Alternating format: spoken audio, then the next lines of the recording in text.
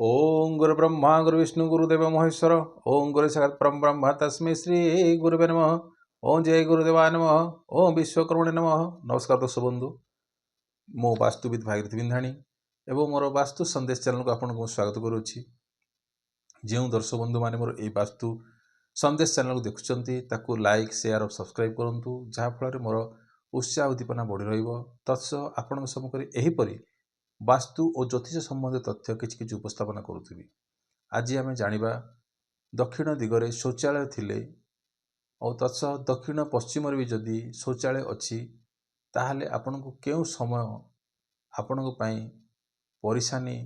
दे थाए आपन को आलोकत करी। हाँ दर्शक बंधु, जदि आपणकर दक्षिण दिगरे टॉयलेट जहाँ को आम कहे शौचालय जदि थिबो ताहले कौन हम जोटा कि आम कहे साउथ है दक्षिण रे जदि आपणकर साउथ फेस जदि आपणकर दक्षिण रे जदि टॉयलेट थिबो जहाँ को आम कहे शौचालय ताहले कौन हम ना व्यक्तिंकर आखि खराब हम है आउ कौन हम ना सी जो मान सम्मान निजस्व कॉन्फिडेंस निजस्व आत्मबल एसबू जिनस सब कौन नष्ट हो बुझे कहीं टॉयलेट काम कौन फ्लश फ्लश करदेला माने कौन सी सब जिन से पलैला ता भितर बुझीपार। तो दक्षिण दिगरे जदि आपंकर टॉयलेट थाए ताहले आपन को ये सब जिनस देखा मिलूव कि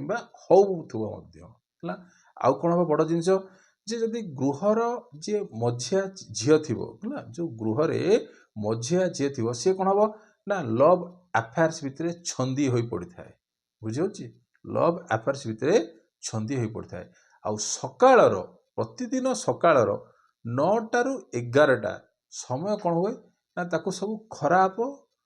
माने कौन हो वार्ता पहुँची थाए बुझे होता है खराब संवाद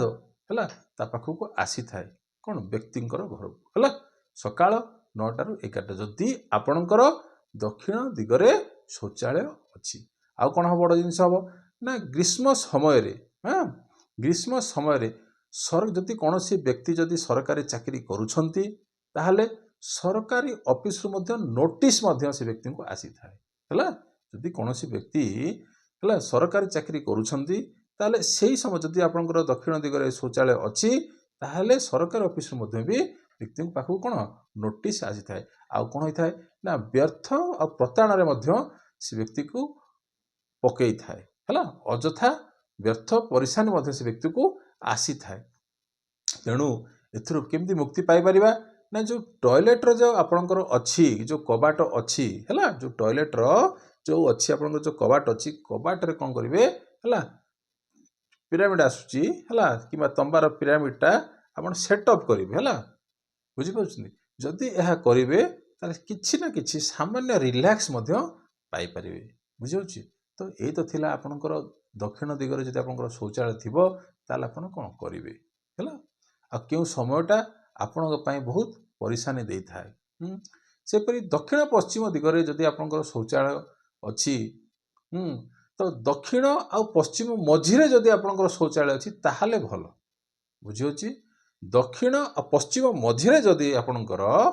है जदि शौचालय अच्छी ताहले भल किंतु साउथ वेस्ट रे अर्थात साउथ वेस्ट रे केबे भी हेले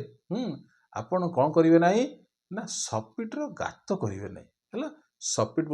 माने जो गात जो आपनकर जो महिला जो जगह रहिबा से जगार केबे भी हेले आपनकर गात खोलिबे नाही। जदि दक्षिण पश्चिम दिगरे आपण गात खोलुछंती ताहले कौन हबो मातांकर स्वास्थ्य उपरे असुविधा दब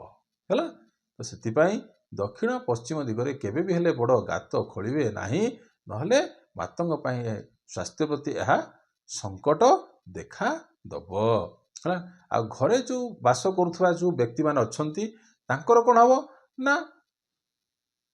पेटटा आग को बाहर की पलि आसो है